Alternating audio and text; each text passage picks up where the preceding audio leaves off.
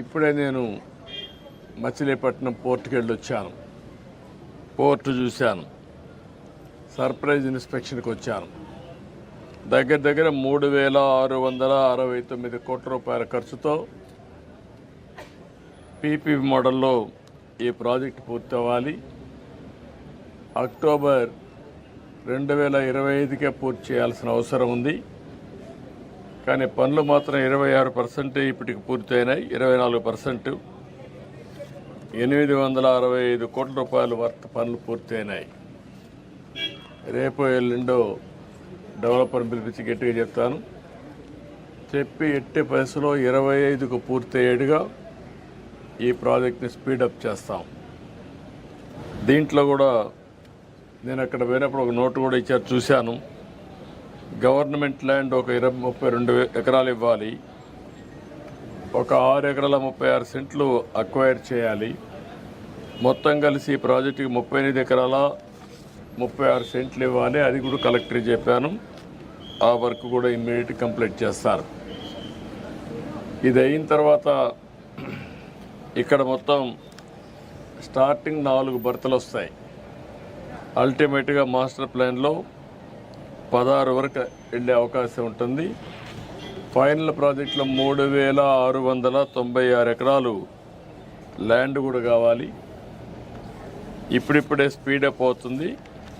దీన్ని పూర్తిగా ఇంకా స్పీడప్ చేసి మళ్ళీ ఈ ప్రాజెక్టు పూర్తయితే మచిలీపట్నానికి ఒక అభివృద్ధికి దోహదం చేసే అవకాశం వస్తుంది. రెండోది కూడా ఇది రాజధాని పోర్ట్. ఇది అమరావతికి దగ్గరుండే పోర్టు.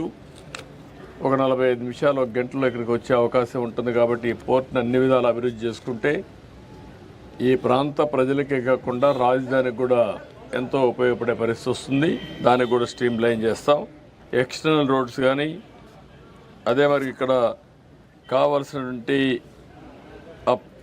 పోలీస్ ట్రైనింగ్ సెంటర్లో స్ట్రీమ్ లైన్ చేయడం కానీ, వాటర్ సప్లై కానీ, ఇవన్నీ కూడా కొన్ని పెండింగ్ ఉన్నాయి.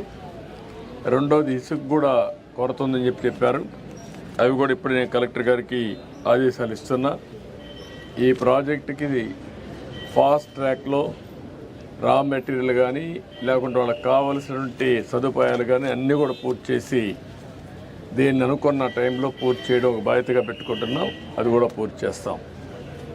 ఈ ప్రాజెక్టుని పూర్తి చేయడమే కాకుండా ఈ ప్రాంతంలో పరిశ్రమలకు కూడా మనం నాంది పెరిగితే ఎక్స్పోర్ట్ చేయడానికి వస్తుంది.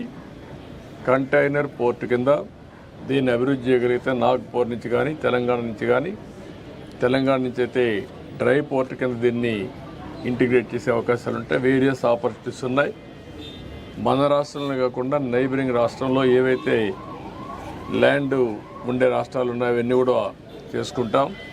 అల్టిమేట్గా ఈ పోర్ట్ని ఒక మంచి పోర్టుగా అభివృద్ధి చేయాలని చెప్పి అనుకుంటున్నాం. అది కూడా చేస్తాం. అదే మరి సిటీకి నేను ఇంత మునిపే చెప్పాను, ఆ పనులన్నిటి కమిట్మెంట్ ఉంది. తప్పకుండా చేస్తాం. ఇది బ్రీఫ్గా.